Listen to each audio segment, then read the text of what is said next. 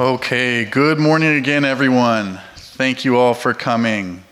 Welcome to Rossmoor's first Firewise Educational Town Hall. So thank you all very, very much for coming and participating in today's, hopefully, amazing event. I'm very confident with our speakers and I'm very confident with this presentation, so look forward to it. Those of you who don't know, my name is Jeroen Wright. I'm the Director of Mutual Operations for the Golden Rain Foundation. And every single town hall event that I've been to, my supervisor, Jeff Matheson, is up here, and I've always been super proud to hear him say it, but he always talks about the volunteerism that's here at Rossmoor and how it's essential for this community to function. So what I'd like to do really quickly is, if you're on a board of directors, raise your hand just for a little recognition. Thank you. We work together closely. Thank you very, very much for everything that you do. If you are on a board committee, raise your hand because you're super, super valuable. Thank you. Thank you very, very much for everything that you do every single day. If you are part of an organization or a club, raise your hand. There we go. That's every single person. That's awesome. That's so, so awesome to see. It makes me super happy because that means that you're out there having fun and having a good time, and that's what Rossmoor is here for you.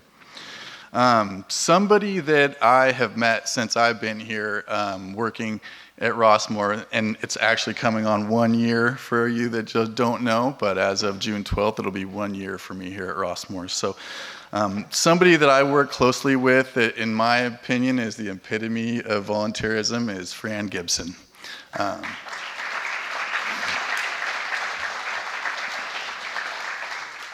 Fran does so much for this community. It's amazing.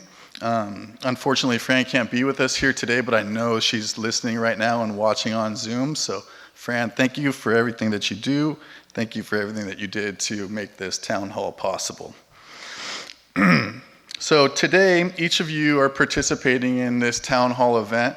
You are actually volunteering as well, right? We're volunteering as Firewise today. So your being here today, or your participation on Zoom, or your participation going to see this presentation again online will all be counted as hours towards our volunteer hours that are necessary for us to continue to have our recognition as a Firewise USA community. So every single one of you are volunteering as well today. So thank you very, very much for everything that you do. We have a great group of presenters today. So today I would like to introduce to you our Public Safety Manager, Tom Cashon, Golden Rain Foundation. We have Contra Costa County Fire Inspector, Jose Valenzuela.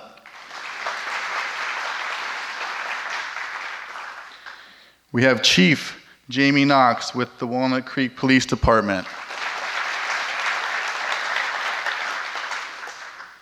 We have Marsha McLean with Rossmoor. She is an EPO board member. She is actually in the back of the room right now working on questions, but she's got a little part in the presentation, so she'll work her way up when it's time for her to do her presentation. And then we also have Noel Cross with the Contra Costa County Fire.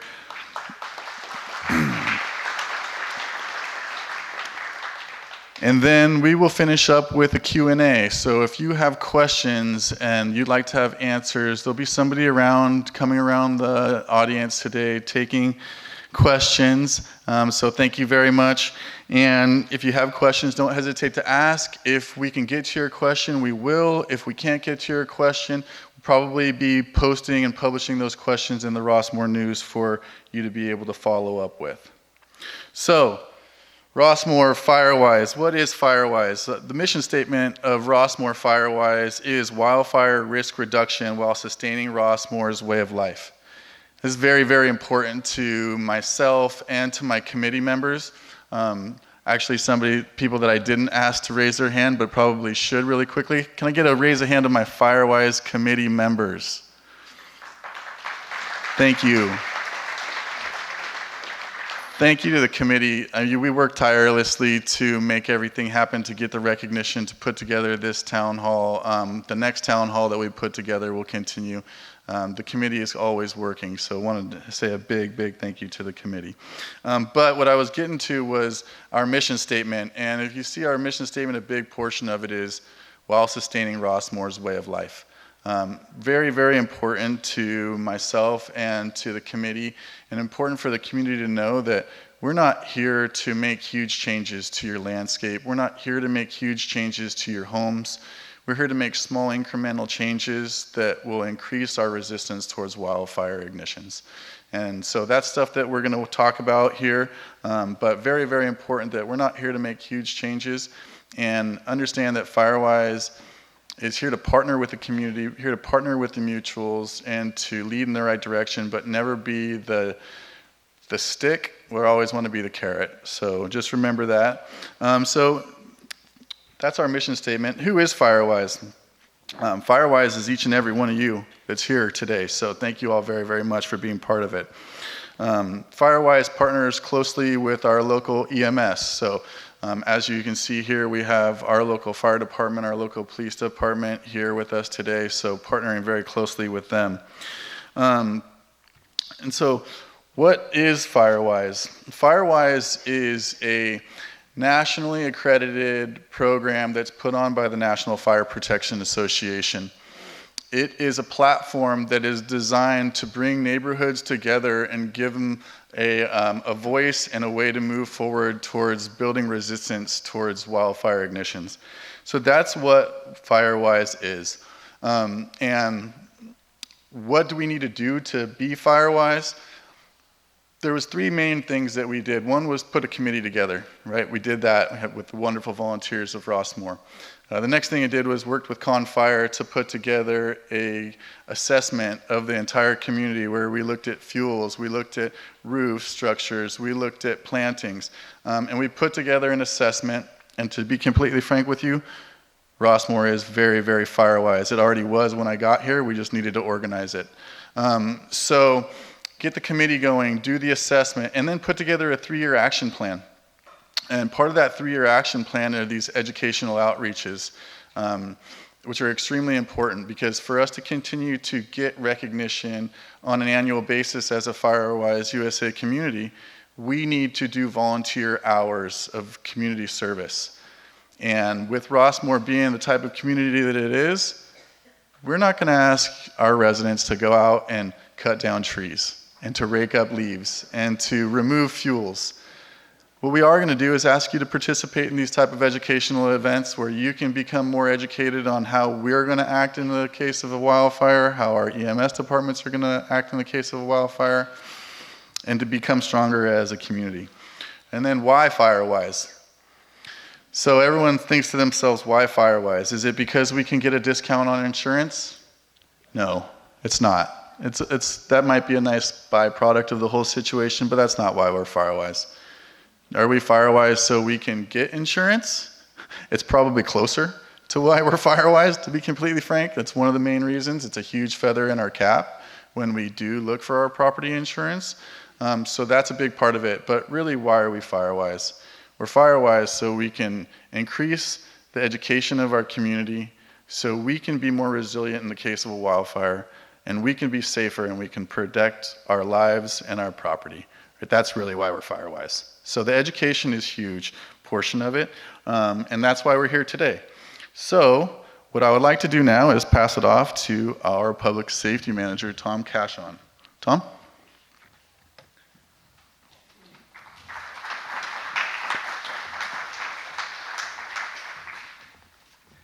All right, good morning, everybody. Wow, thanks for the warm welcome. I didn't think anybody was going to clap, so I appreciate it. I do want to recognize a couple people at the back of the room, my fellow brothers in blue. We got Gary and Scott. They're hiding back there in the uniform. Afterwards, you can talk to them, but yeah, we should give them a round of applause. They keep you safe every day and night, just so you know.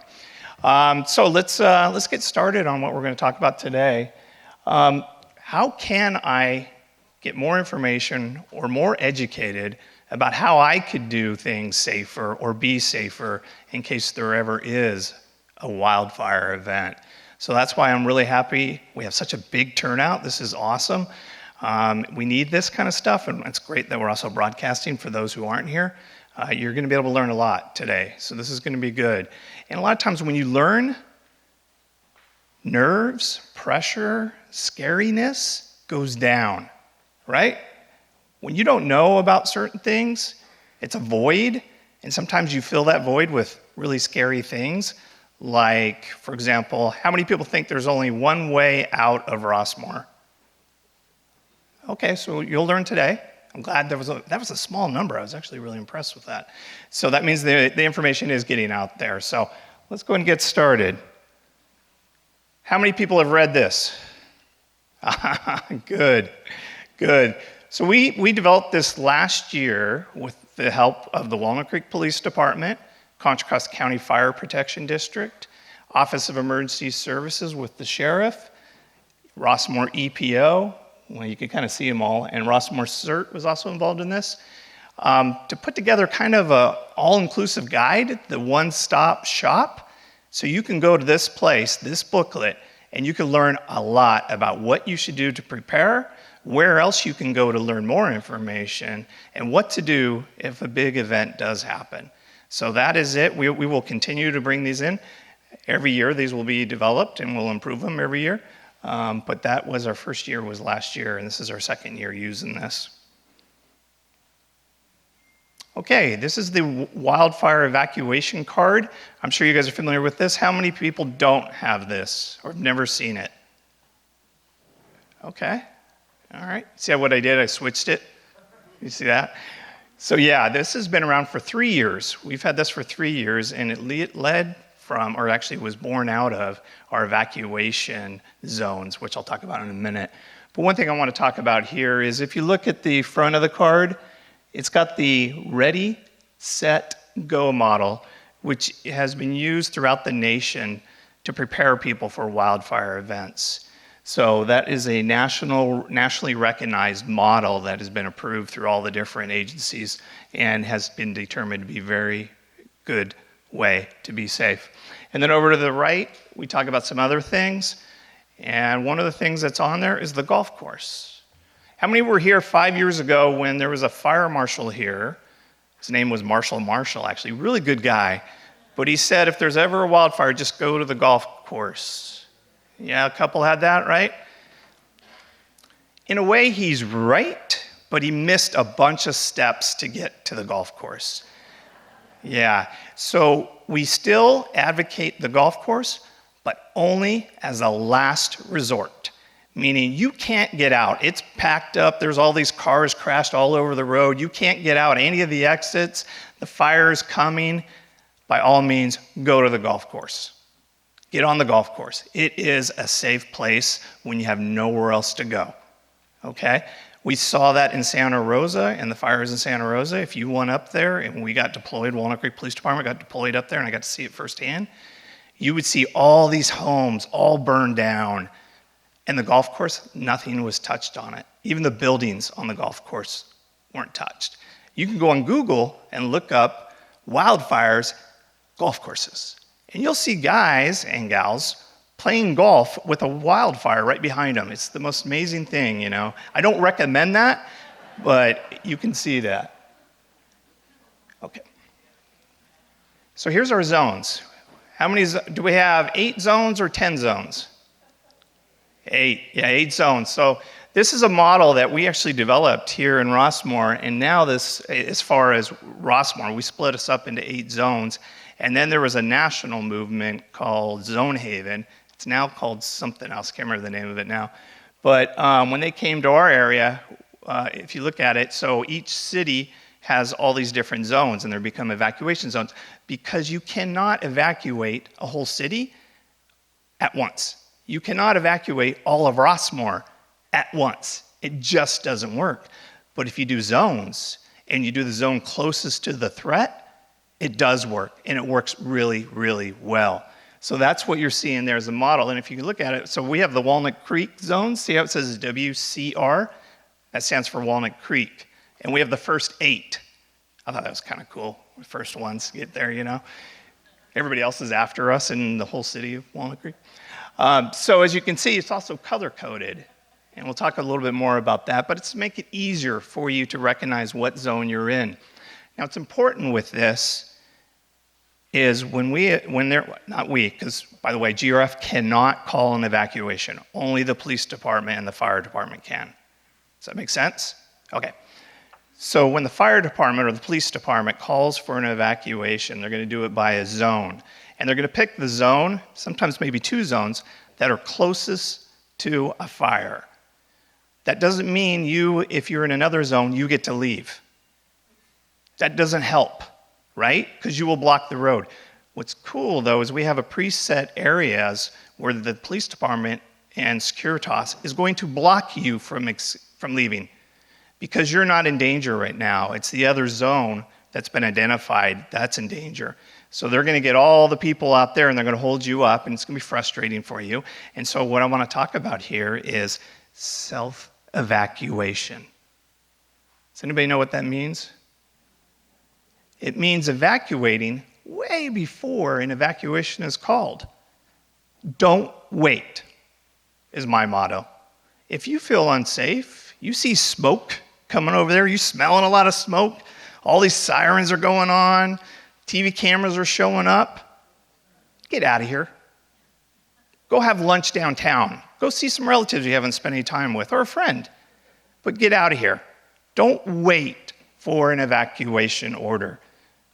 Sadly, Paradise, right, one of the worst, is actually the most fatal fire in the state of California ever, probably in the country. A lot of people said they were waiting for the evacuation order, and it didn't come. Don't rely on evacuation order saving you. Please get out beforehand, all right? There's another reason why that helps. So now when the police officers come in and they're going door to door to door to door, there's a lot less people they need to evacuate, right? And once that order comes in and people start cramming, because I know there's going to be people in other zones who are going to try to get out now and all that, you're going to be very frustrated that you're not going to be able to move as freely as you normally can. So if there's ever a fire in the back area or you see one around here, by all means, self-evacuate yourself first. Okay. All right, here's the signs. These look familiar to everybody to find out what zone you're in? So on every street as you come into Rossmoor, we have a sign that says what zone you are in. And then at every entry, we have another sign. You see right there the WCR 008 on the entry sign to remind you of what zone you're in. Now, there's a twofold thing this helps. Going back to the police officers, right? It's going to be smoky, people are going to be driving, and it's going to be scary, it's going to be intense. Now the police officers can quickly see what zone you are in and quickly evacuate that. So if they call for WCR 008, the officers are going to know, look at every entry sign, and they're going to know what zone they're in, and they know which ones to evacuate a lot quicker. All right, let's talk about emergency access roads, which also can turn into an evacuation road only by the Walnut Creek Police Department. So when I talk about this, and I'll say it again at the end, don't you ever go to any of these other roads unless a police officer has sent you there, okay? Now, we have obviously our gate, right? That is our main exit. And in case there is a big evacuation, what's going to happen is the police department's going to reverse the two entering roads.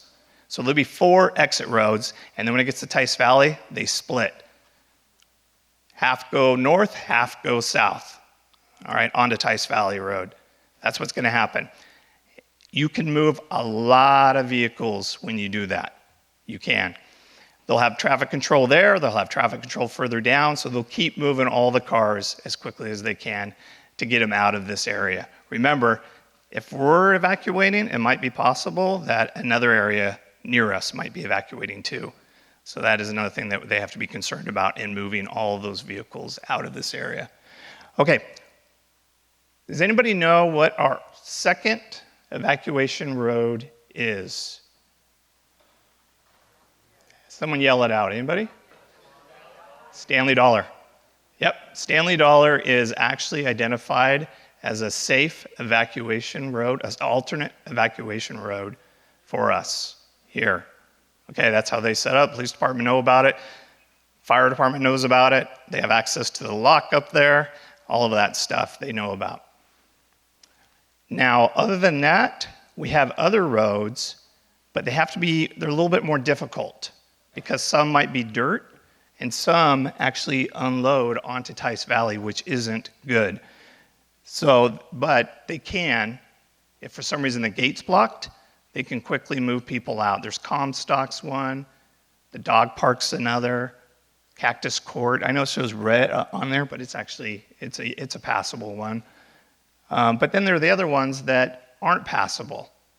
They're either you need four-wheel drive or they're dangerous. And really those roads are meant for fire to bring in their tractors, their bulldozers, all the emergency equipment and things like that. So that's how those things work coming in.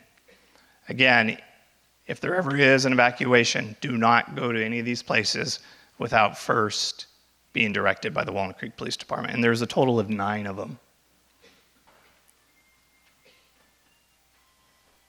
Oh, where do I get the guide and the card?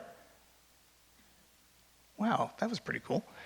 So all those places is where we have all the different stuff that's in the back of the room, but you can get more if you need them at any of these locations. You can also go online.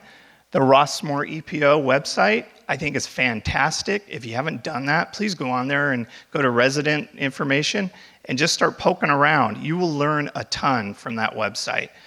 It is actually really a fantastic website.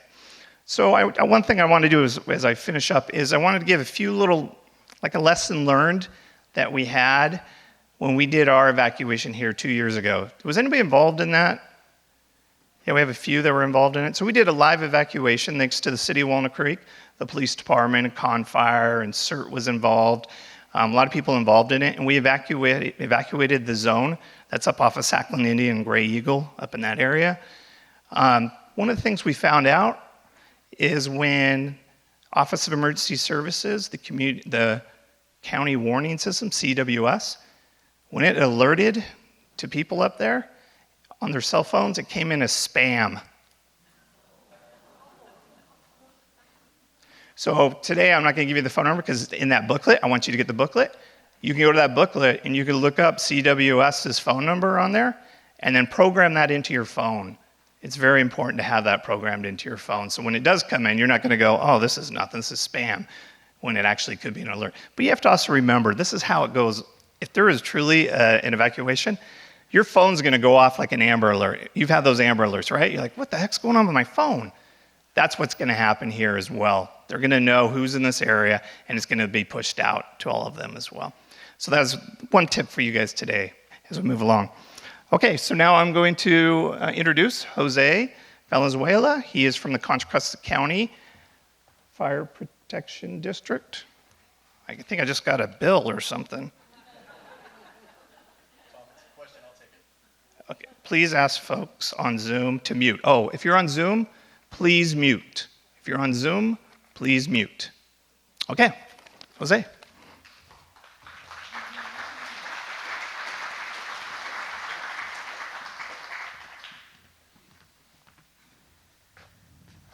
Alrighty, how are we doing this morning? It's a very good turnout here. This is actually one of the biggest things I've ever been to. I worked for the city of Napa before, smaller community, so nothing quite this large, but I'm glad to see a lot of people are interested in this. It's very important stuff.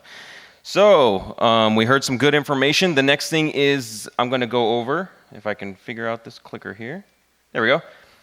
Evacuation warning and evacuation order. What are the differences? I'm sure a lot of you folks do know the differences, but in this little section here, we're going to kind of highlight and then why those things are important to all of us.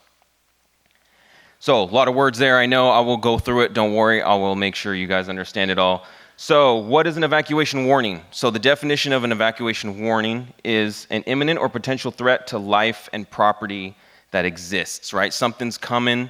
It's not quite here yet, but we want to let everybody know that you are in potential danger. So what should I do? A lot of people kind of know what to do, but Again, there may be some people that don't. Evacuate when the warning is issued if you've not already left. So like the previous gentleman already said, don't wait. If you guys sense you're in danger or whatever, then get your stuff together. We all know how long it takes for a lot of people to get stuff together. We want to get everything. We have our go bags. We have all of our necessities and everything. It takes time, right? This is the time that we need to use to get everybody going and get that warning. We'd like you to be out before then if you feel unsafe, but the warning is the perfect opportunity to do that. The next one says, if you cannot self-evacuate, this may be the only time you have left to have family members enter the area to assist you. So what comes after an evacuation, we're about to learn, or a warning we're about to learn, but this is the best opportunity for people to come into the community to offer assistance or have people give you a hand. The next one is always assume that when you receive the warning alert, a mandatory evacuation order will follow, right? So obviously something's coming, they're trying to tell you, we want to assume that mandatory order is going to come, so let's go ahead and get our stuff together and get out. It's only a warning, right? All right? It's just a warning. Well, it is. It's just a warning. No, I'm just kidding. It is a warning. It's a warning that something is coming. So we want to make sure that we use this opportunity again, like I said, to take advantage of that. So we already discussed this. How many evacuation zones are there in Rossmoor? It sounds like there is about 8 different zones, right? So as mentioned previously, that's a lot of people. A lot of people that want to or need to get out, want to get out. So the sooner you leave, the more likely you are to avoid all that heavy traffic. What else can happen too, right? Road closures, trees, things can happen on these roadways. We can cut off different roads and stuff like that that might implicate people. It's going to take more time. And then this last one is you may only have 4 hours to evacuate before the order is issued or less, right? So 4 hours is probably our best case scenario. We always want to plan for the worst. You might have less time. So evacuation warning is the best opportunity to take advantage of that time. So here you go. Here's a little snippet, right? We got a fire, smoke everywhere. People are trying to get the heck out of Dodge. And what's happened? Oh, everybody's waiting in line. So imagine how much that stress level is going to raise up when you're sitting in your car trying to get out and you know that there's something coming, right? So evacuate early and evacuate to avoid all of this stuff. Got a lot more words here. So now we move on to the order. So evacuation warning is came, and we are trying to get all of our stuff together, but now the mandatory order has come. Now they're putting down the mandatory order. Definition of that is it's an immediate threat to your life and property. That means that something is definitely immediately coming, and you need to get as far away from that area as possible. What does that mean? You need to evacuate immediately, ideally within 15 minutes. So now we've cut our time down significantly, right? We've gone from a warning that's given us best case scenario 4 hours to now we've got at least, or at the most, I should say, about 15 minutes. How much stuff can you grab in 15 minutes? Not a whole lot. Those 15 minutes can go pretty quick, right? So we want to make sure we have all of our stuff ready to go. May only have 2 hours or less before the area becomes dangerous. So or less, right? So we're talking, it's imminent, it's coming.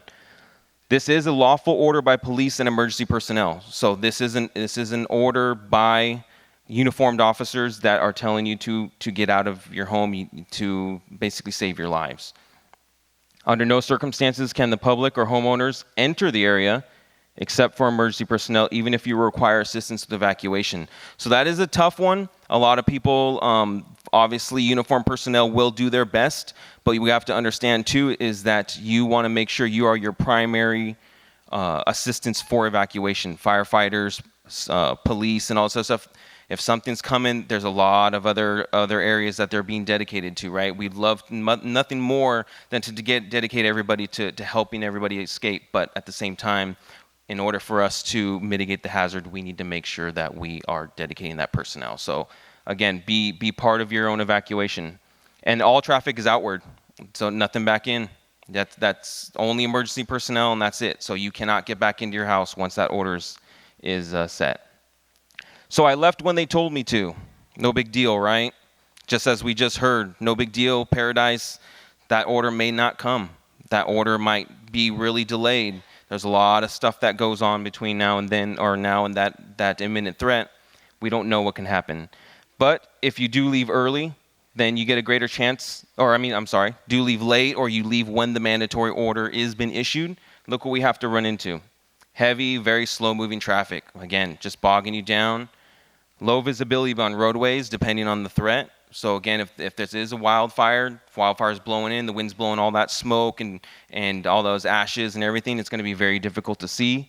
Road blockages, stalled cars, they could force people out of vehicles. If we have roads that are blocked and they just can't get through, then we're going to have to evacuate with other vehicles or on foot, and that can be scary, right? Possibly get caught in a dangerous environment or hazards if that threat reaches you. So that's the worst case scenario, right? We don't want people to be stuck and stranded on these roadways when that threat does come around. We will do our very best to get everybody out, but that's one of our biggest fears. So there we go, right? We got a nice big tree blocking that roadway. There is a nice big road on the other side, but that's going opposing traffic. So now it has to be dealt with. But these are just a lot of scenarios that can happen. So what does it all mean? I'm going to wrap it up real quick. Evacuate when the warning is issued. Recommended, leave earlier, right? Get out as soon as you feel any danger. Evacuating early allows for additional time in case of traffic or hazards. Remember, once the evacuation order is issued, no one can enter the area for any reason, right, except for emergency personnel. So that's it. So once that order is done, no one else can go back in.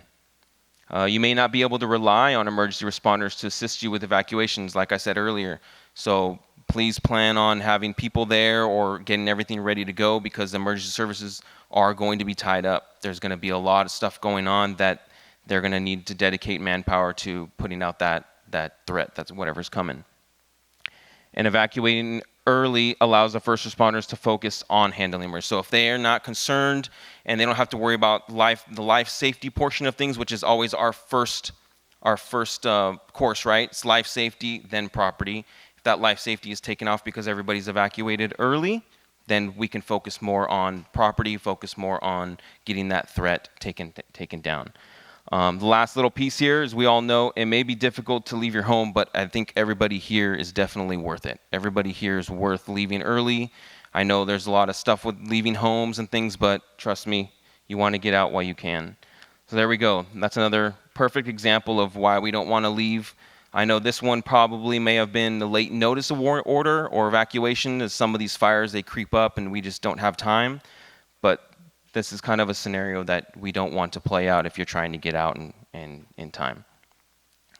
So I know we have questions at the end. There might be some questions for this, and that's kind of the end. I do have a little thing here where if anybody goes on and looks up the Beachy Creek fire in Mill City in Oregon, there's some radio traffic. The video is 2 hours long. I don't recommend sitting there watching unless you got nothing else to do. But the first 5 minutes is very educational. It's actually from dispatcher's side in Oregon, and it's emergency response communicating with each other, police, fire officials, and dispatchers. And they talk about downed trees. They talk about closed roadways, one ways in, one ways out, RVs that have kind of stalled in the middle of the road. So you can, if you listen to a little bit of it, you can kind of hear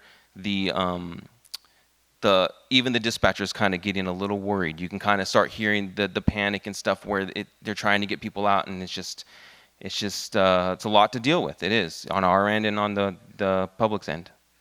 So that was the last slide for here. I do appreciate your folks' time. I know I went through that real quick, but again, there will be a section for questions if anybody has any, and I hope everybody has a good rest of their presentation. Thank you very much.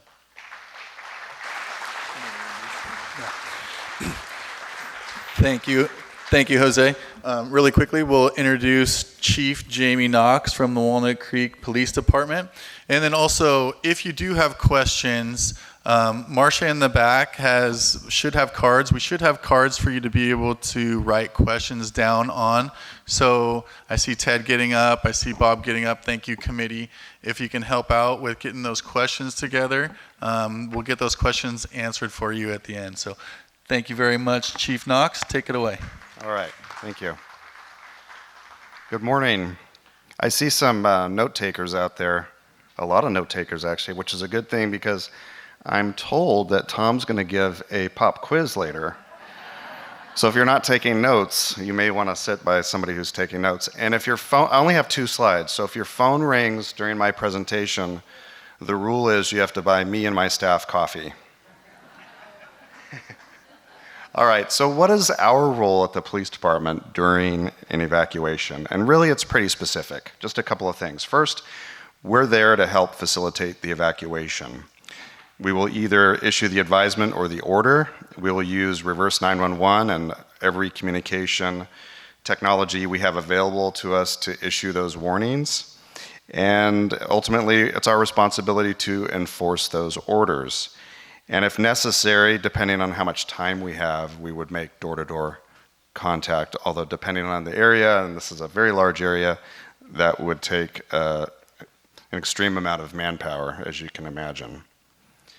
And then, of course, we want to maintain open roadways. If you're trying to evacuate, but there's an imminent threat, then remember that we also need to think about getting fire apparatus inside as well to protect life and property. So it's a complicated situation for sure, and we'd certainly work with our local partner agencies, especially CHP, to ensure that we maintain those open roadways so that you guys can get out and so that emergency traffic could come in. And then some people may need assistance evacuating from their home if you're not fully ambulatory. So in a perfect world, we'd be able to do that, but you have to plan ahead, just like Tom Cashon mentioned, evacuate early and make those plans ahead of time. And one thing that we're ultimately responsible for as well, and we do a lot of mutual aid for throughout the state of California, where communities suffer these wildfires, we would go in and ensure that we secure the neighborhood to prevent people from coming in and looting your property. So it's important to consider having more than one destination to evacuate to. It might be a situation where you could go to downtown Walnut Creek or maybe a neighboring city and find a hotel, but you may be restricted on which way you can go. You may only be able to get on 680 going one direction or Highway 24 going on one direction. So if you could have a couple of different options, that would be to your benefit. And so have options and then have multiple destinations in opposite directions if possible. And don't only consider hotels because everybody's going to have the same idea. So you may want to consider where your family lives or friends that you'd be able to go to, and also consider how much gas you have in your car and are you ready for that. And if we will be getting into wildfire season, and just plan for that. If you have a quarter tank, just always keep that gas tank full because you just never know when it's going to happen. And lastly, an important thing to remember, if you have pets, generally shelters only allow service animals. So you also want to, and I don't want to get ahead of the range master who's coming up here with all of the really exciting information on how to have your emergency preparedness kits, but think about your pets as well and what you're going to do with your pets should you need to evacuate. And with that, I will turn it over to Marcia McLean.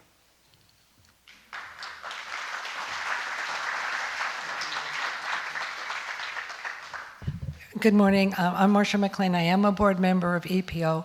I'm here representing EPO and Fran Gibson. Unfortunately, she's still in recovery, but she's in the same place my husband is, so that's terrific. Let's see, I just need to... There we go. Okay. Just a quick question to let you know that Noel Cross will be speaking afterwards and we'll be talking about go bags and all those things like that. I'm here to let you know that this sign you can get and you can put it in your window and it'll help the police or the firefighters know that you've already evacuated. And then let me go to the next one. And you can pick up a thing that you've already evacuated and you can put Band-Aids on it and put it on your thing. The most important thing to remember is that you need to leave early. My husband is 94, and there's no way that I would wait till there was an evacuation. If I see smoke, I'm going to get my wonderful go bag that you can get all the information from EPO and from Noel, and put it in my car and leave. I will have at least 2 people that I can go to.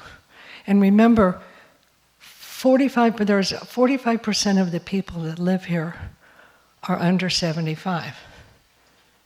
that means there's a lot of us that are over 70 or over 80 or over 84, and it's very important that you understand that and you need to leave as soon as you can. And I think other than that, I'm going to pass it back on. And is it Noel next? Or? You're great. Thank you so much, Thank you. Marcia. We really appreciate you coming up and presenting. Thank you. So one thing I do want to make sure everybody understands is what you're looking up at right now. This is your vacant or already evacuated notice, and it's in a Ziploc bag, and it has 4 Band-Aids in that Ziploc bag in there, and those 4 Band-Aids are used as tape. So when you're evacuating, they're there for you to utilize, and you're not searching for a roll of tape in a drawer somewhere. That's what it's for. They're cheap, and it's inexpensive, and it's something that's always there for you. So that's what you're looking at up there. So thank you again, Marcia, and we'll welcome Noel with the Contra Costa County Fire Department District. All right. I'm vertically challenged, so let me pull this down just a scotch. All right. Good morning. Are we still in the morning? All right. Fantastic. And don't even think that I don't realize that it's Margarita Mondays at the Creekside Grill. I know why y'all are here. Good parking. I understand. I know how it works. Thank you for hanging in there. I know that you guys are probably one of the most dedicated communities that we present to. Super impressed with the turnout. Can't thank y'all enough for these people up here, for the people in the back, for the EPO, for all you people that are part of these organizations. Good job. Good on you. You're doing great things out here in Rossmoor. I use you as an example when I present to other older adult communities out there in the county and let them know that there is no in this. It can be done. It just takes a community, and as we always say, it takes a village, all right? You guys are the village. So let's start talking about all the little in-between things. So you've heard lots of little references in everybody's presentation to about what we're going to go through. And this is disaster preparedness. This is what you can do. But not just what you can do for yourself, what you can do as a village, okay? Because we're going to touch on a different subject today. First of it is going to be about emergency preparedness for you, and then how you can be a buddy to somebody else, because this is something we haven't talked a lot about before. All right, as you know, and as Thomas said, preparedness equals calm. Okay, if you want to be in control, that's how you stay calm, right? Is when you're in control of a situation. As soon as we lose control, as soon as there's no communication, that's when things start to break down. That's when there's panic. That's when we make decisions that are bad decisions because we haven't thought it through. That's why we keep pumping all this planning, preparedness, constant muscle memory, because that's what's going to keep you calm, that's what's going to help you stay focused, and that's what's going to help you get out of here safely. So each person's abilities and needs are going to be unique. Oops, you okay? No toes got hurt? Oh, good.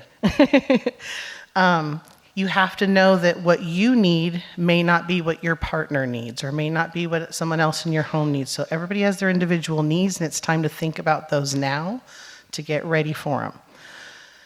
We follow the same emergency preparedness concept that Tom talked about before. Ready, set, go. Very simple, okay? 3 easy steps for you to get prepared. We're going to talk about them right now. So let's think about where we're going to go. This is step 1. As the chief just mentioned, maybe a hotel's not the best bet, okay? Or maybe not a hotel close by. When you're thinking about where you're going to go, let's think about somewhere about 20 to 25 miles just to start with, away from here, and then plan out a little bit further, okay? I will tell you that I volunteer with the Red Cross. I've worked with them. I've been fortunate enough to be deployed to a couple events, and they do a great job. They do a wonderful job of sheltering people. They are starting to get to the point where they're opening up different facilities for pet owners, so that is starting to turn, the tide is turning on that, which is great. But you still need to be prepared, because I don't know about you, but the last place I want to be is sitting in a room like this or a high school gymnasium, sleeping on a cot with someone 6 feet this way, 6 feet this way, 6 feet this way, and 6 feet this way, because that's what it's going to be in a Red Cross shelter. I don't want to hear all those burps and snores all night long, okay? I want sleep. You may need some amenities. You may have CPAP machines. You may have other devices where you need electricity for them. You may need a place with a refrigerator to keep your medications. Think about what your needs are and let's prepare for them now. So think of these different places. I've shared with you guys, I've presented at mutuals throughout this community, and I've shared with you before and I'll share again. I was raised by my grandparents, both sets, spent a lot of time with them. I've got 2 left. I've got a 93-year-old grandfather and a 103-year-old grandfather, right? The 103-year-old is fantastic. He listens perfectly. They both live in wildfire areas, by the way. One's in Vacaville, one's in Clear Lake. Wildfires every year. The 103-year-old listens fantastically. As soon as the smoke starts, boom. He's evacuating, he goes to the Moose Lodge. He knows exactly what to do. The 93-year-old, I got a 21-year-old that listens better than him, okay? You know what he does? He calls me. So the first thing that happens, we talked about these evacuation orders, right? I'm going to skip over to here because we're talking about how we go. The first order you might get is that warning. That's usually the fire department, okay? Time to go. You're under a voluntary warning, evacuation warning. Time to go. He calls me. Your friends just stopped by. He's in Clear Lake. He's 2.5 hours from me. Okay, Pops, you know what to do. You have your bag. It's time to go. Yeah, I don't want to. I'm not leaving my stuff. I don't have to. It's voluntary. Okay. 45 minutes later, it's the sheriff's department. They're my friends too, apparently, because he calls me back. Your other friends just stopped by. The ones with the guns and the badges. I said, yeah. Well, now they say I have to leave. It's mandatory. Okay, well, do me a favor. Make sure you pee first, because your 2.5 hour drive just turned into 5.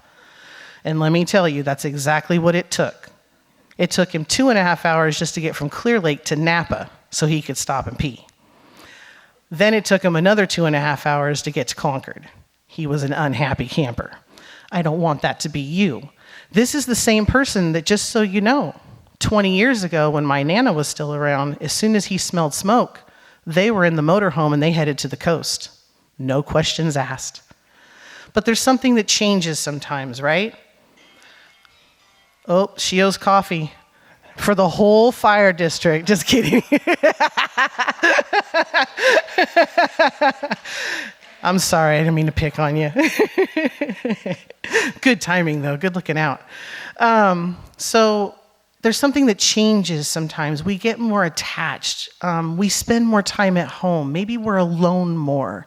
We become kind of reclusive.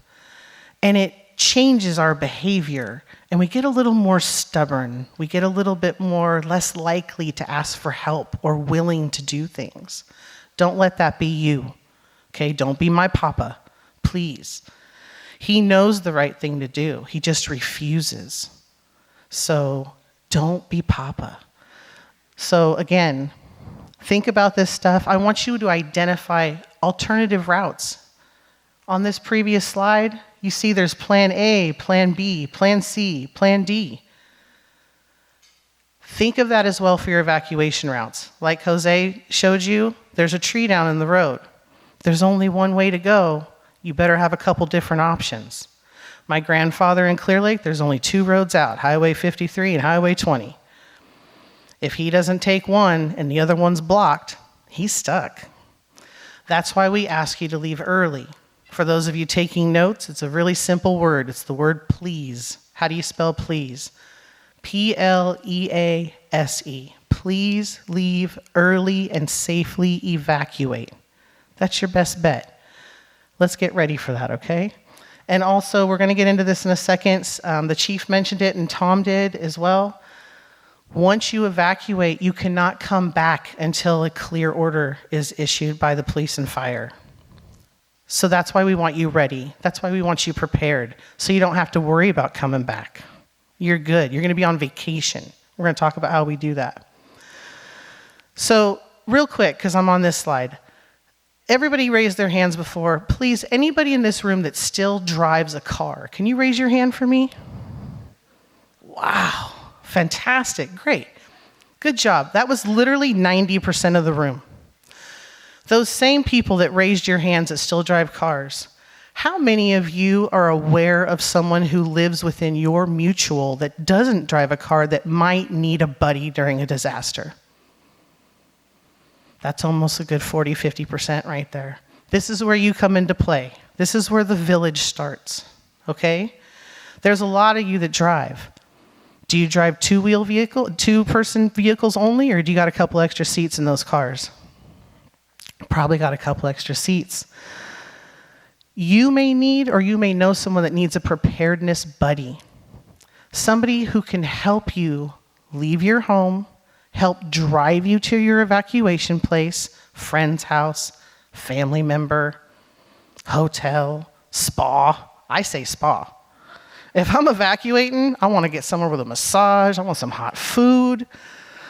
I don't want to be anywhere yucky. I want to be somewhere nice. Plan for that. Just plan like you're going away for a weekend trip, right? That's all you're doing. You're planning for a vacation, a very unfortunate, smoky, yucky vacation. But you won't be here in the smoke. You're going to be somewhere else, enjoying yourself, not worrying, because you got all your stuff taken care of. So think about who you could be a buddy to, and if you think you need a buddy, reach out. Like I said, we change a little bit, right? I've done it too. I've kind of become reclusive as I've gotten older. I really like being home. I don't like to leave it very much. Sometimes as we get older, we tend to not want to ask for help. We tend to be prideful. Maybe we're embarrassed a little bit because we do need the help. There's no shame in it, especially when it comes to a disaster or a wildfire. Don't be too proud. Reach out, okay? And for those of you that are completely prepared, you EPO perfect people out there that have your go bags, that have your plan, find a buddy. Find someone you can be a buddy to, okay? And just know that these slides, Fran has them, Tom has them, they're there at your disposal anytime you want them. I can email them to you personally. Don't worry, all this information, it's not NASA secrets. It's all here for you. This whole presentation was designed specifically for Rossmoor, okay? So what should your buddies know? What should you and your buddies know? Well, maybe a couple different buddies would be nice. Maybe you have some buddies that like to cruise a lot and they're gone, okay? So maybe have a couple, just so you have backup, right? We always got to have a plan A and a plan B when we're thinking about evacuation. You can't just have one plan. Your buddies should have a key to your house. They should know how to get in. They should know where your go bags are. They should be familiar if you have pets and be comfortable with them, and your pets should know them. They should be comfortable handling them so they can help you get them to the car as well. Does that make sense? We getting that? Am I driving that home hard enough? Okay. All right. Let's talk about when we understand how to go. All right, Noelle. I've thought of 2 places, and I got a few different ways to get there, right? When do I go? We come back to that word, please. Please leave early. Safely evacuate. And before you do, where is your evacuation card? Did you post it to the door? Keep it somewhere nearby. You've got those Band-Aids, whatever you've got, Scotch tape, whatever you need. Stick it up on that door. Let police and fire know that you're gone. If you forget, it's not going to be a crime, but it's very helpful to the first responders if you can remember to do that. On your way out, put that sign up. You're going to know where to go. You're always going to have your plan, so you're going to be nice and calm. How to get there. Think about having some maps, okay? I don't know how the cell towers are going to be working. I don't know what's going to be up and running. We never know. It's all based on the scale of what's going on, as we're aware. Old school maps never hurt. There are not a lot of them around, but you can try and get some from AAA or see if any of your preparedness buddies may have some around. Know how to read a map, know how to get where you're going without a cell phone just in case. And make sure you got those go bags for you and your pets. This is the big one. Everybody wants to know, what do I do? What do I put in it? What do I put in it? I don't know what to put in it for you. Everybody, like I told you in the beginning, is unique. Everybody has different needs. So think about what you're going to need and plan like you're going away for a weekend. 2 or 3 days, okay? Extra pair of shoes, some medications. You can ask your doctor. I know doctors are a little strict on the pain meds, but if you've got basic blood pressure, blood thinners, I take blood thinners. I have an extra couple weeks that my doctor gave me. I stick it in my go bag, so I don't have to worry about it. Extra contact lenses, extra batteries for hearing devices. But when you do all this, I want you to think about how you're going to carry it, okay? Because I've seen people build some awesome go bags, just fantastic. And they'll say, hey, Noelle, look what I did. I'm like, that's great. Show me how you're going to lift it.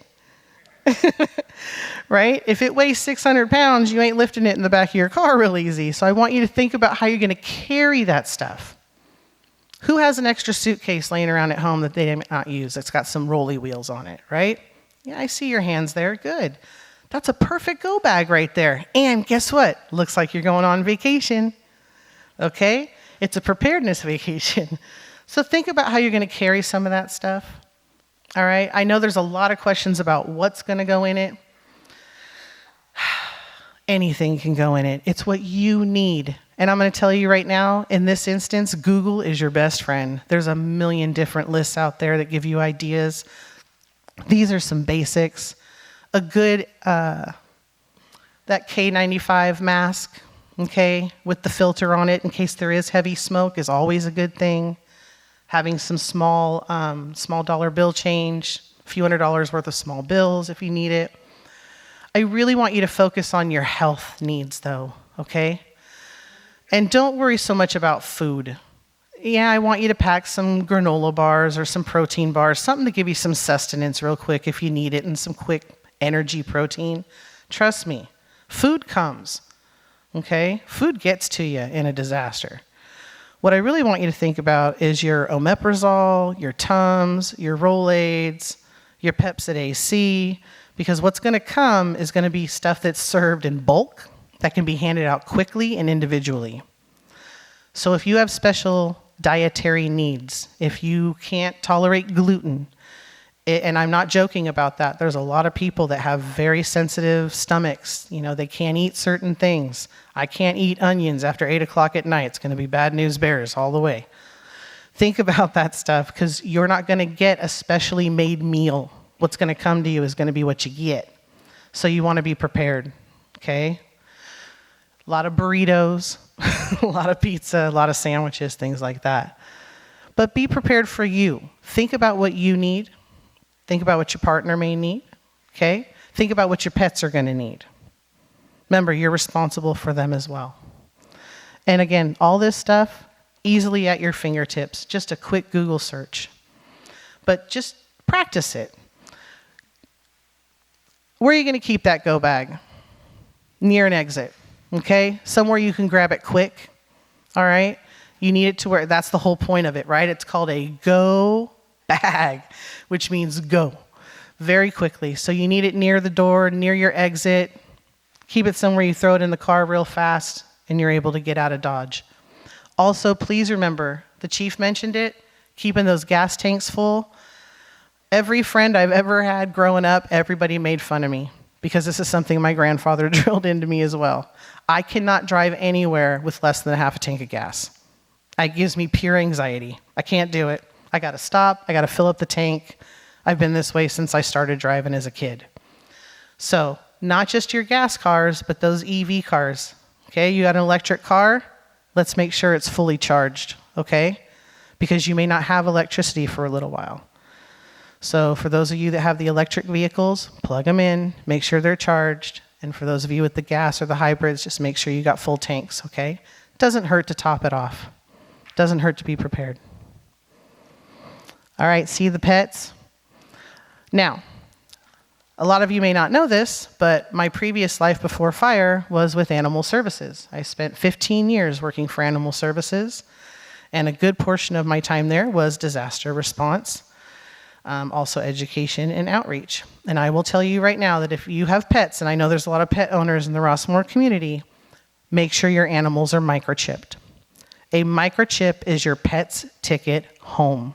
If you guys become separated, no matter what, if somebody picks up that animal, any veterinarian, any vet hospital will be able to, they have universal readers. They'll be able to scan your animal and get your information and contact you. You can also put an emergency preparedness contact in their microchip information, like an out-of-state contact. You've heard to do that before as well?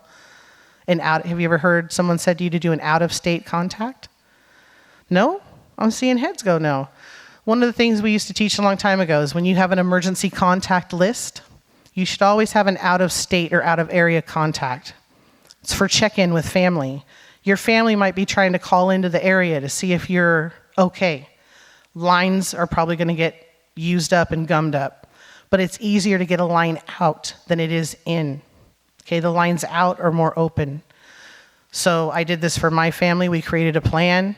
And I have Aunt Fran in Georgia is our emergency contact. So if anything happens, we all call Aunt Fran in Georgia and we do a check-in. Okay? You can do the same thing for your pets. It's an extra person that knows where your animal may be. And I would highly suggest taking a picture of you with your animal. Okay? It's quick ownership, so you can get your animal back quickly. Or if they have any identifying marks. If you've got a black cat, and I've been in emergency shelters where we've had 50 black cats. And your black cat has one white hair that comes out of its chest, take a picture of that white hair and keep it in your go bag. Because trust me, that little bit of identifying marker is going to help me find your cat easier, or the animal control people find your cat easier. So please think about that. Microchipping, photos, and emergency contacts for that. All right. This is where I said disaster preparedness at your fingertips. I see them. I've heard them go off. I've heard the ringtones. I've seen you taking pictures. You all have in the palm of your hands a great device. It's not just for text messages. It's not just for ordering stuff on Amazon. Okay? You have a computer in your hands. That little phone, you can take pictures of all of your important paperwork, your prescriptions, your insurance paperwork, and save it in your phone. Pictures of your animals, pictures of evacuation routes, all of it in the tip of your hand, right there. And if you don't know how to do it, somebody you know knows how to do it. Mother's Day just passed, but Father's Day is coming up. How many more number one Nana and Papa mugs do you need? How many more slippers? How many more robes? How many more tchotchkes that you gotta dust every week do you need? None. The next time your kids or your family asks you what you want for your birthday or Mother's Day or Father's Day, you know what you tell them? I want you to help me get a go bag ready. I want you to help me download these apps to my phone. I want you to help me take pictures of all of my important paperwork and file it for me and show me where to find it. So if I have to leave here, I have everything I need. That's what I want from you. Much better than just another mug, right? So I am happy to know, I did not realize Rossmoor had their own Nixle. Raise your hands if you are registered with Rossmoor Nixle. Woo-hoo! Fran, you're going to be happy. That was almost 100%. I know she's watching right now. This is great. Nixle gives you updates and information on everything going on in your community within your zip code. You know what else is great about it? If you've got family you're concerned about in another zip code, you can put their zip code in and find out what's going on where they live. And it does work. I know this. I was on a cruise ship in the middle of the Mediterranean Sea, and I got a Nixle alert for Clear Lake Oaks because there was a wildfire 2 zones away from my grandfather. And there was nothing I could do because where I was, obviously, nothing I could do. And it was 2 o'clock in the morning back home. But I called one of my preparedness buddies. because he's always awake. He never sleeps. I said, hey, I can't remember what zone my grandfather's in. Can you please check his address and tell me what zone he's in and if the fire is near him? So he did. And he said, it's a good 2 miles from him and it's going the opposite direction. But do you want me to drive up to Clear Lake and go check on him? That's a preparedness buddy. I said, no, you don't have to get in the car and drive at 2 a.m. He's fine. I just want to make sure he's okay. That's how well Nixle works. And it does cool stuff too. It's not just emergency stuff. You get, relevant information of what's going on in your community. Fun events too. Can't hurt. Sign up. It's really easy. I can show you before I leave today. Anybody can show you who's on it. All right. We told you to know your zone. It's been talked about. I know you're aware of it. I just added a couple pictures just to show you again. Be familiar with your zone. So when those alerts that Jose talked about, that Tom talked about, that the chief talked about, when those alerts come out, you know who's evacuating and where, or if it's you and you need to go. Being aware, staying informed. Community warning system, okay? This is through the sheriff's department. This is all emergency stuff. They're not going to tell you about community fairs and, carnivals and stuff like that. This is good information, real information, straight from the sheriff's department from the county. That's our community warning system. And there is information on the EPO website about how to sign up from them too. And think about some other apps that would help you. Like I told you, I see you raising your phones and taking pictures. That's great. Use those phones today. Your job, your homework, your mission, should you accept it, is to go home today and start finding these apps and put them in your phone so you can stay in communication. What does communication give you? Control. If you know what's going on and you're in control, you're calm. The 3 C's. Calm, communication, control. You have it all right there at your fingertips. Bless you. And there's 2 different Red Cross apps. I put the emergency one up here, but there's also a Red Cross app that if there's life instances, somebody's having a cardiac event or somebody's choking or something like that, and they're voice activated and they tell you what to do to help someone. So just so you know, there's a couple different apps with Red Cross. All right. Those alerts and warnings you get. Okay, you guys have heard of red flag days? Okay, those are put out by the National Weather Service.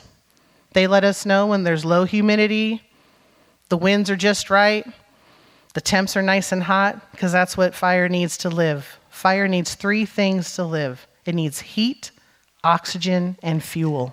And as long as it has those 3 things, it's going to eat. And please understand, fire doesn't discriminate. Doesn't care how old you are, doesn't care what church you go to, doesn't care how much good you've done in your life. It just eats. Okay? It's like a shark. It's mindless. That's why you need to be prepared. Because as much as we want to do well and we want to help, depending on the scale of things, there might not be a cavalry or a knight on a shiny white horse coming in to rescue. This is why you got to be prepared. This is why we constantly push this message of preparedness, personal preparedness. So, red flag warnings, again, from the National Weather Service. You heard this. We're reiterating it over and over again because of muscle memory. You have an evacuation warning, which is voluntary, and then you have an evacuation order, which is mandatory. When do we leave?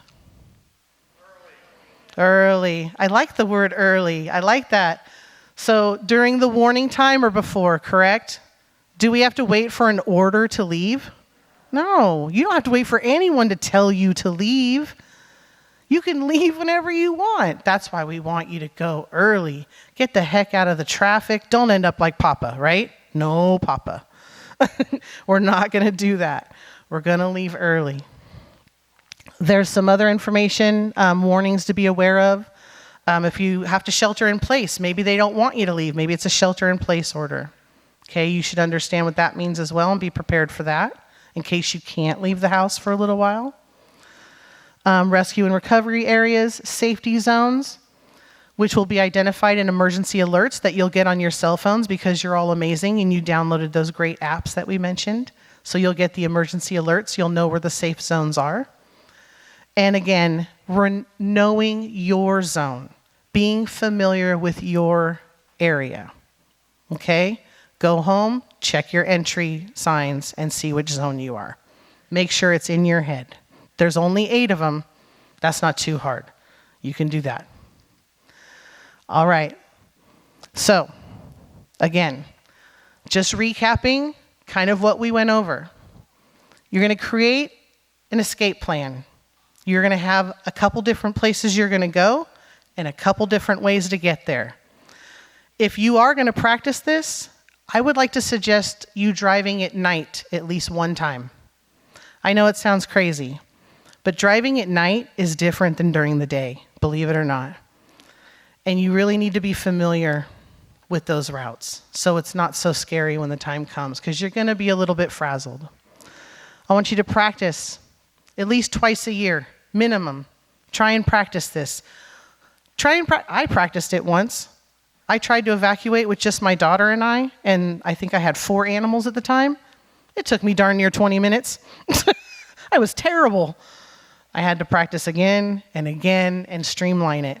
You'd be surprised at how long it takes to actually do this. So test yourself. See how long it takes. Do it with your buddies, okay? And then go to lunch. It's Margarita Monday. Make good use of that. When you go to sleep at night, please make sure your phone is next to your bed and within reach at all times. You can silence all the other stuff. If you want to hear text alerts from your kids or your friends or your family during the night, it's okay. The emergency alerts can come through without all the other stuff, okay? I would suggest keeping slippers, hard-soled slippers, or a pair of shoes, slip-in shoes next to your bedside. There's other things that happen that cause emergencies and disasters all the time. Gas leaks, floods, earthquake, kind of prone to those too. Be prepared. Keep your eyeglasses, your keys, your hearing devices, anything you may need just to function daily, keep it on that bedside table so you can grab it quick and be on your way. This is more of in your homes, but please make sure that your ways of egress, okay, how you're getting out of your place, don't clutter it up. Trust me, I know. I love my stuff. I do, and I got stuff everywhere. Put it up on a shelf. Make sure you're not blocking your exits. If you have rugs, make sure they're tacked down really well. We don't want any tripping hazards. That's the last thing you need. Make sure your pathways to get, especially your stairs.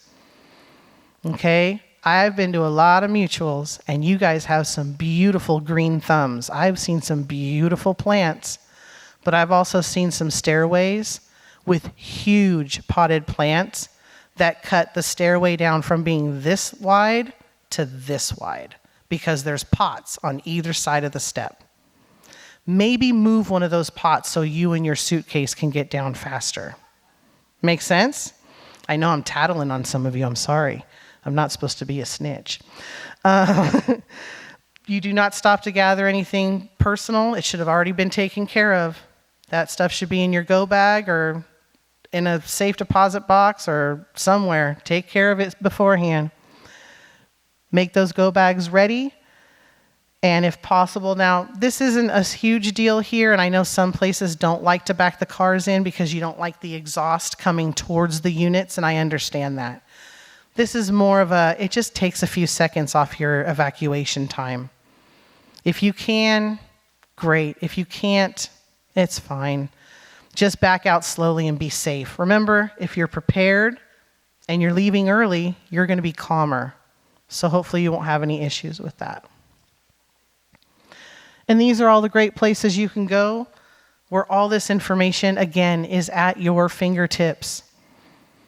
If you don't have a computer, if you don't do technology, if you don't have a phone, find a buddy who does. I guarantee you somebody nearby in your mutual does. Or if you know somebody that doesn't, please, those of you who can, let's help out those who don't have the same abilities that you do.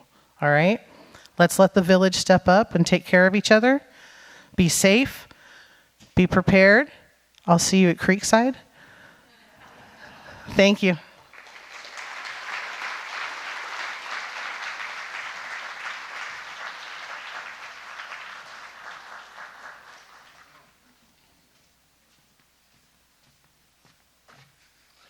Okay, excellent.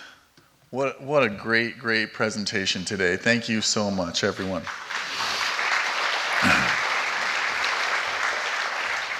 So we have a couple more slides to get through, and then, or actually we have our Q&A slide and then some thank yous. So right now we will go to our next steps, where I'll talk a little bit about Firewise and what we're gonna do moving forward. So many of you have heard of this term immediate zone. The immediate zone is the zone that's 0 to 5 feet away from your building. What we're going to look to do as Firewise moving forward is advocate for the removal of flammable mulches from the immediate zone. I want to be very clear that we are advocating for that. Firewise is not the police. There is no Firewise police that's going to come to your unit and say, you have flammable mulch, what in the world's going on?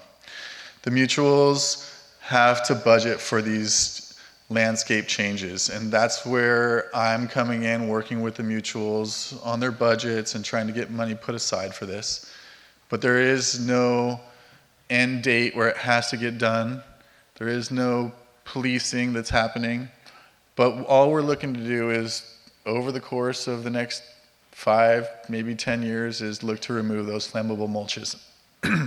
The reason why is there's been multiple studies shown that the majority of ignitions that happen from wildfires don't happen from direct flame contact. They happen from embers landing in this immediate zone. Those embers ignite those flammable mulches. Those flammable mulches ignite a flammable wooden fence that's attached to the building. As soon as that wooden fence is on fire, you've got a 6-foot flame that's into the eaves of that building, and then that building is pretty much a loss. So it's very important that we start working towards this, but it's not something that we are forcing anybody to do. So that's what I want to make everybody understand. And then there's also discussion of the plants that are in this immediate zone. Right now, Firewise is not advocating for the removal of plants from that zone. It may come in the future. What we're advocating right now is just for the removal of the flammable mulches, the proper maintenance of the plants that are in that zone, and possibly maybe the removal of some shrub hedges to break up the continuity of those shrubs in case there was a fire in that area. So that's something to look out for coming up soon from Firewise. So right now we'll go ahead and get into questions and answers. So I know that there's some questions already that are out there that the panelist has, but I will go ahead and take a first question right now. So the very first question is, how can I help with Firewise? It's a great question. So as a community, this is how you can help. Participate in this educational outreach. Every single person that's here today is counting 2 hours towards our volunteer hours that are necessary, as well as anybody that's watching on Zoom. So if you have anybody that is not here and was not on Zoom, there is a chance that we'll be able to track the hits that hit the channels, the Rossmoor News.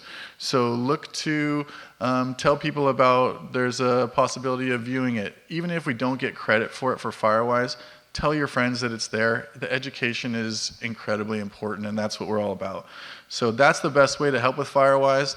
Another way to help with Firewise is, while you're out there in the community, be the eyes and ears of your community. And if you see something that you think is fire danger, don't hesitate to pick up the phone and make a phone call. You can call the work order desk at area code 925-988-7650, and we'll get those calls to the appropriate people to get them taken care of. But that's how you can help with Firewise. Volunteer and be the eyes and ears out there that sees situations or issues that we could possibly resolve. So that's one question. Tom, you have another question you want to go ahead and take? I do. Thanks, Shadun. I should have brought my glasses. Anybody have any readers? Okay, here we go. I got it. All right, this is about grass fires. Could goats be used on a hillside to reduce the fuels or the grasses? So let me talk two parts of this. Has anybody heard of the shaded fuel brake? Yeah, okay, so this is the fire brake that is going to actually surround 90% of Rossmoor, which was done through a grant that Contra Costa County Fire Protection Marshal, Chris Bachman, who's now Assistant Chief, is that right? No, he's Fire Marshal. Oh, he's still Fire Marshal, okay. He went out and got that grant all by himself. I mean, we helped him with a lot of stuff that he was looking for, but he's the one who picked up that and said, I'm gonna run with it, I'm gonna wrap my arms around Rossmoor. And literally, if you look at a map, you can see it. You can go on Rossmoor EPO, or you go on to Rossmoor website, and you'll see under public safety, the map, and it'll show that it's literally wrapping his arms around here. It's about 50% done, and they are going to be using goats in the grasslands. And then I also know GRF, we've looked at bringing goats in here as well, but guess what? They are really hard to get. So John T., our landscape manager, is he still here? Oh, he slipped out. He actually was able to get some sheep, and I think that we will be using sheep this year. He's trying to get the sheep here in certain areas, so hopefully you'll see those soon. Okay, another question I have. Isn't there an exit near Akalani's? So I think what they mean is, behind the fitness center, Akalani's school district owns that property. It's a continuation school, and they do some other things up there. Yes, there are two that are over there. One is on Comstock, and the other one is the dog park. That's why you don't see anything built on the dog park. It's so that we can create an emergency exit. Or Confire actually wants to use that, and they will, to bring in and stage their equipment whenever we reverse all the lanes that are coming into Rossmoor into exit lanes, right? Because how is emergency vehicles going to get in here when we do the 4 exit lanes, right? And that's how they're going to get in here. That's already been identified. How will Waterford residents evacuate who no longer drive? I bet you guys already know this answer, right? Plan ahead. Have a plan for you to evacuate if you are in Waterford. Now remember, everybody said it today, if an evacuation order goes out, no one's coming to pick you up anymore. So your plan should probably be someone maybe in this community, if you can, or someone close. And then this is another reason why you don't wait. You go early. I like that. Go early. All right, I got 2 more. Hey, Tom, I want to jump in there real quick. Just on that evacuation, I know that it's something that Fran talks about regularly, and I just want to put it back out there to everybody again. There's an evacuation warning, and then there's an evacuation order. An evacuation warning is a time for you to be contacting your evacuation help. Once it goes to an evacuation order, nobody will be allowed inside the valley. Everybody will be exiting. So that's extremely important for everybody to understand the difference between an evacuation warning and an evacuation order. Thanks, Tom. Okay, where can you get the vacated sign? Does anybody know? Thank you, it's in the booklet. It is in the booklet. Now, if you want the Band-Aids and that, I believe you can do that through Rossmoor EPO. By the way, has anybody thought about maybe joining Rossmoor EPO now? Yeah, it's $5. That's all it costs to join. It's a fantastic group. They're doing God's work because they are saving lives, some of the stuff that they're doing. So by all means, spend the $5, join the group. You will be way more educated than if you don't join the group. And not only that, there's a lot of really nice people in there and fun. Okay, next one. There was a possible evacuation road proposed for construction from the end of Gray Eagle. Is that still in the works? So this is, yes, it's kind of in the works, but I got to kind of talk about it. So at the end of Gray Eagle, there is a dirt road that goes to Castle Crest, and then it also goes to another road that's further into Alamo. So what we did with Confire is we walked it, we looked at it, we studied it, and Confire says this would be a good evacuation road. Not only that, but it'd be a great road for us to bring in our vehicles when we need to if the other ones are blocked or there's no way for us to get in. So what happened is we called out a company, and they gave us a bid of $500,000 to do the improvements. Granted, this is first step, right? The board approved it, and then Confire went to the landowner and asked, and the landowner said no. But he had kind of a good reason. He just put it up for sale. By the way, does anybody have $36 million? So he didn't want to do any improvements on it at that time. Confire then the next year approached again, and he said, hey, they're doing an East Bay Mud is doing a project, and it's actually going on that roadway. It's on the dirt road, so it wouldn't make sense to do it now. And then the third year, East Bay Mud was still delayed. They hadn't done it. And then finally, it's been completed. So my assumption is Chris Bachman, the guy who wraps his arms around us, is probably going to approach again here pretty soon. And hopefully that will be done. But there is some good news that did happen. When East Bay Mud came in to do the pipeline, Confire asked them, hey, you know what, Castle Crest and our dirt road, our fire road, it's 30 feet difference, meaning you can't use it because it's 30 feet high, there's a gate, there's some trees. Is there any way you could bring that down so that we can bring in some vehicles if there ever is a fire? And so East Bay Mud paid to have the roadway lowered, so now they can bring in their vehicles, which is a great sign, so that is good. That's it. Back to you. Awesome. Thank you very much, Tom. So I will ask a question, or I'll answer a question that was asked. It was mentioned to program CWS phone number into our phones. What does CWS stand for?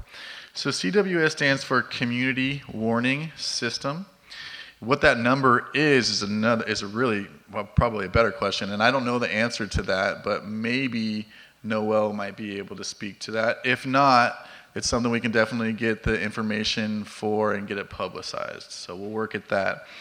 Another question, it says, well, this is a question I think that I already pretty much answered, but it just is asking if we'll get credit for volunteers if people watch this program on our Rossmoor YouTube channel. I believe the answer is yes. It's just a matter of seeing if we can track it.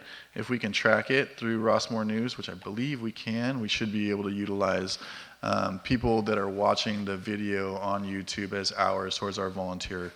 But we need to have 13 hours of volunteer work per year to continue to get recognition. If we've got 300 to 400 people participating today in person and in Zoom, we're talking 600 to 800 of our hours right there. And we'll have another educational outreach just like this before the end of the year is our plan. So we should definitely hit our educational goals and our volunteer goals pretty easily that way. But thank you very much for that. Jose, are there any questions that you have that you'd like to answer? Yeah, I have a couple of them. Thank you. So the first one seems more of like a general safety question. So it's what is the policy on inspection tags for fire extinguishers? And then many of the extinguishers on the property are locked. So the policy is there is a standard for fire extinguishers. It comes out of the NFPA, the same people that do Firewise, which sets a lot of standards throughout the fire industry. They state monthly. So the little lines on the back of your fire extinguisher tag should be filled out, should be signed and completed monthly. Preferably, they can do them sooner. And that's just basic visual inspection, right? We're not doing anything crazy. We're just making sure that they're obviously there and that they are visually in order. They have the hoses and they appear to be in working condition. It's a different matter when they come to do servicing, which usually happens every year. So that answers that. The next one is there are many locked. So the reason they're locked obviously is for security sometimes, and sometimes it also protects them from the environment, from the weather, from the sun, from things like that that can just, not let them last as long. My answer to that is a lot of the boxes that are locked should have a means of getting into them. Some of them have that red plastic on the front that has a handle on the top, which can be ripped down in the event that there's an emergency and you need to use one. That is designed to break when you pull it down. There are other ones that have like either a plastic or a glass front on them. They should have some sort of metal, it's like a little metal bar or a little hammer that comes with them. They sell them when they have the boxes. So if you see your extinguisher and it has a box and it has one of those fronts on it, You can use ones if they're hanging. You can also use anything else that you have that might be a heavy-duty metallic or something like that to break it. Don't use your hands or anything like that because you can injure yourself. But anything can break into that, but usually they have something hung on the sides. And that's something you can check up with your community and your maintenance and stuff if that is a concern. The next question I do have is, where does all the water come from when there's lots of fire trucks and they're trying to put out the fire? That is a very good question. The answer is there isn't enough water, right? There never is enough water. So when we go, obviously the first place is a fire hydrant, right? Once we start drawing from fire hydrants, that water pressure and that source dwindles very quickly. Everybody's using it. So what we do in those types of situations is what we have is called, the apparatus we use is called a water tender a lot of the times. It's like a big giant truck and it has a huge tank on the back, upwards of like sometimes 30 to 35,000 gallons worth of water. So those will come in off-site a lot of times from what we call mutual aid, so cities that are next to us and other departments. We will call those in and we'll say we need water tenders here, and they use those to refill. Worst case scenario is engines will have to leave the fire scene in order to fill up somewhere else and then come back. That's all coordinated through the incident command and all that other stuff. It gets very, very, as I'm sure you're aware, on large incidents, it can get very, very complex. So yeah, there never is enough water, but those are the types of things that we do have to mitigate that. I did get another question real quick. I don't know how many people here, maybe a show of hands, have any type of residential Knox box or Knox on their homes to be able to get access in case of anything. So there's only a few. Knox boxes are usually put in by the fire department. So we're the only ones that have keys to those. It's usually some sort of big box or they have residential versions. The fire department is the only one that has keys to that. If you do, someone needs to get into your home or whatever, the best way to do it is to contact local dispatch. There's a non-emergency line. If there is an emergency, obviously call 911 and the fire department will show up. But if it's a non-emergency and you're trying to get in, non-emergency dispatch line is your best way. You can probably look that up on our website and things like that to find that number. They have all of those things, and then they can send somebody out to unlock that if you need to get into your home, if you do have that key. Sometimes people leave those residential locks as well that have a key in there. Dispatch will keep what we call a dispatch card. They'll keep those codes as well, as long as you inform somebody from the fire department and we update those dispatch cards. Those residential locks that just, you type in your little code and it has a key inside, we can use those as well. You can attach them to the gas utilities or wherever you want, and just it lets first responders or fire personnel know that there is a key that you get into the house in case of emergency, or if we just need to get in. So that's all I have. Chief, if you have any? Thank you. I do have a couple of questions. So the first question is, during an evacuation warning, would the police department be invited in or emergency personnel be invited in to manage potential traffic jams?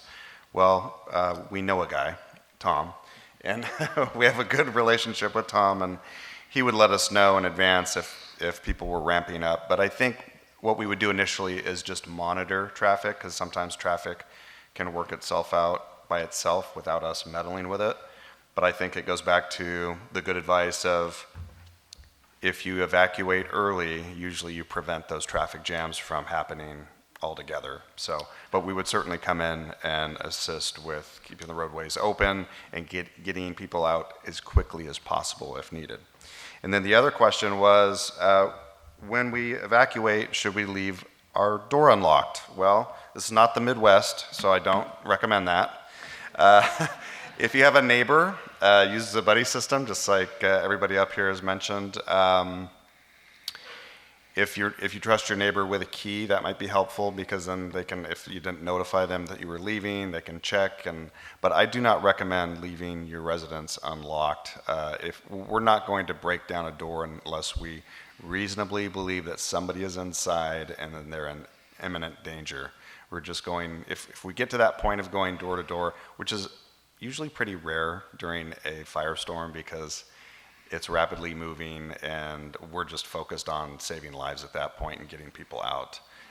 This is a unique community. There's a lot of people who live here, and as I mentioned before, it's a tall order to go door to door, depending on how close that fire is. So if there's a warning, I know repetition, but they say that you have to hear something 7 times before you actually becomes a habit or you're going to do it. So evacuate early. Thank you. That's 6. Thank you, Chief Jamie Knox.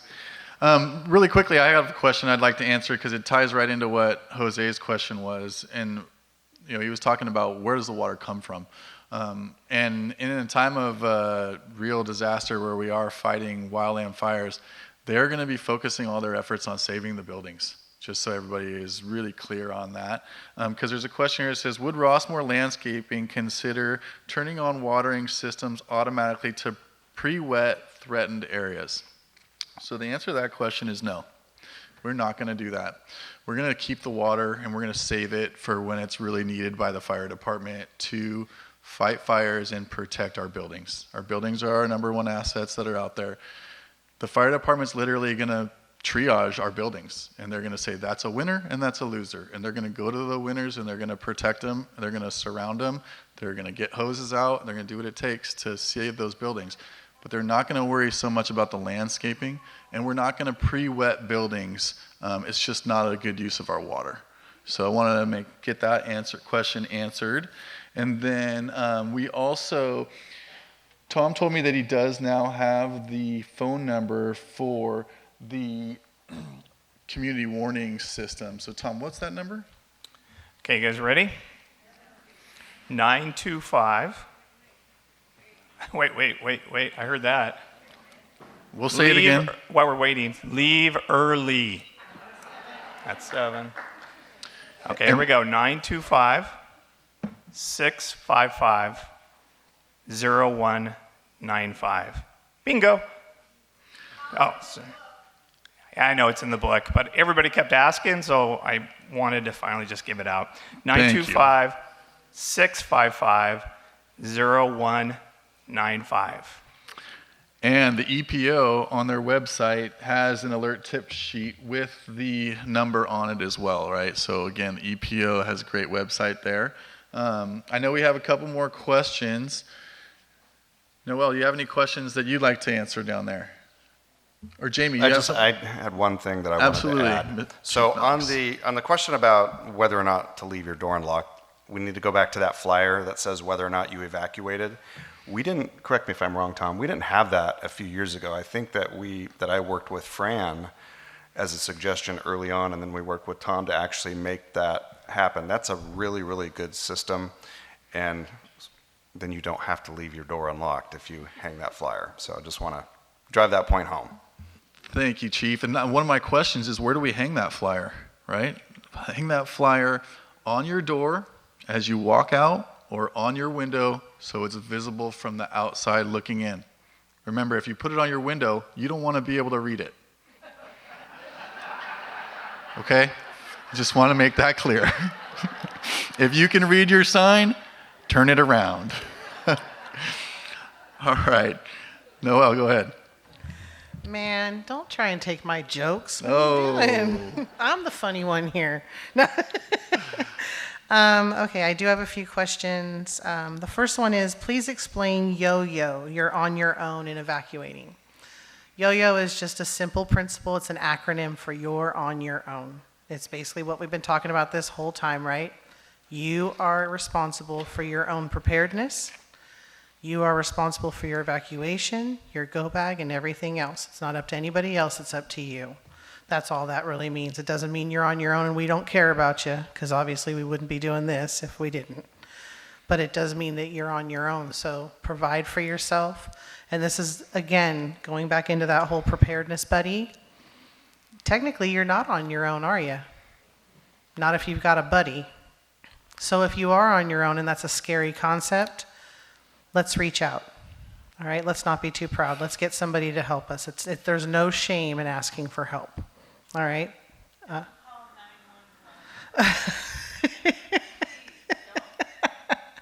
Well, I don't want to tell people not to call 911, but I do understand your point. There's not going to be much to do for you if you haven't taken any steps at all and you're just stuck. We don't want you to be a secondary victim in that response. I do get what you're saying, though. Thank you.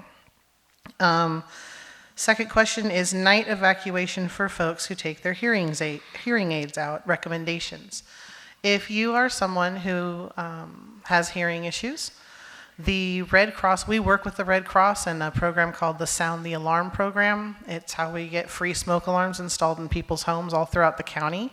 But they also have a very large cache supply of smoke alarms for people with hearing disabilities. And what it is it's a smoke alarm that works on Bluetooth, and it puts a shaker on the bed. So if the smoke alarm catches smoke in the middle of the night and you need to be woken up, it sends a signal to the bed and it rattles the bed to wake the person up. That got everybody woke up, huh? All right. Amazon, yeah. If you're interested in that kind of thing and you think you need it, or you know someone who may need it, reach out to me. Fran has my number, the EPO has my number, Tom has my number, everybody's got my number.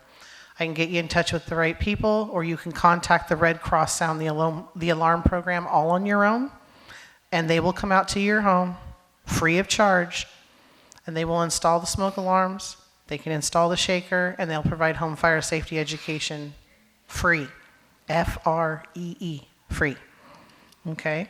Third and last, for me anyways. I'm not aware of my entry's EPO team or plans. That's the first part of it.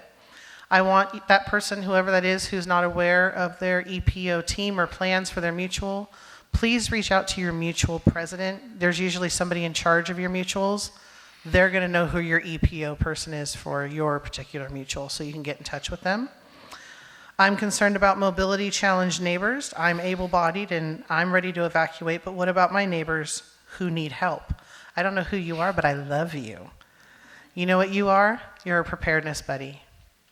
Okay, whoever wrote this, I want you to step up, go find someone that you know in your mutual who is mobility challenged or may need some help. Take them to Margarita Monday over at Creekside. No, I'm not getting any feedback or kickback from them for this. It's just, I think it's great. I want you to take them out for lunch and talk to them about how you guys can work together and how you can assist them in getting out of here. And please remember, like Tom said, Harold said, Chief said, Jose said, nobody can come back in. Once the evacuation order is placed, that's it. No back and forthies. So whoever that person is, make sure they're close by. If they're inside, great, and have them help you get out, or you get them out safely so you both evacuate together. Okay? Oh, and evacuate early. 8. Evacuate early. Thank you. Okay, everybody, awesome presentation by everybody. Really quickly, I know what Fran wanted to do is she just wanted to thank every single person for being here. Wanted to thank all of you for coming out and being part of this. We want to be a huge thank you to our Public Safety Manager, Tom Cashon, Contra Costa County Fire Inspector, Jose, Walnut Creek Police Department Chief, Jamie Knox. We have our EPO board member, Marsha McLean, Contra Costa County Fire Public Education Coordinator, Noel Cross.